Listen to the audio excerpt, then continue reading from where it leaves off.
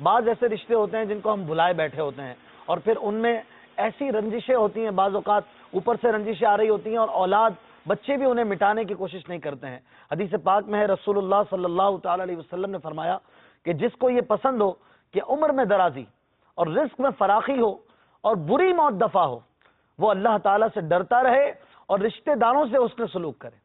اب دیکھیں، رشتہ داروں کی اس میں کوئی قید نہیں ہے کہ یہ رشتہ دار وہ رشتہ دار، جو آپ کے رشتہ دار ہیں، جن سے آپ کا رشتہ بنتا ہے، ان کے حوالے سے ہمیں حسن سلوک کرنے کا حکم بھی دیا گیا، اللہ سے ڈرنے کا حکم بھی دیا گیا، اور یہ مجدہ بھی ملا کہ رزق میں برکت بھی ہوگی اور انشاءاللہ بری موت بھی دفع ہوگی۔ کون نہیں چاہتا کہ اچھی موت ملے؟ میرے مرنے کے بعد لوگ کہیں یار کیا نورانی چہرہ تھا، کیا ماشاءاللہ موت پائی ہے، سجدے کی حالت میں گئے ہیں، ارے ابھی نماز پڑھ کے فارغ ہوئے تھے، ماشاءاللہ وضو سے تھے۔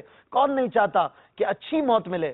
جب ہم یہ چاہتے ہیں تو اس کے لیے یہ سبب اختیار کیجئے کہ رشتہ داروں سے بنا کے رکھیے۔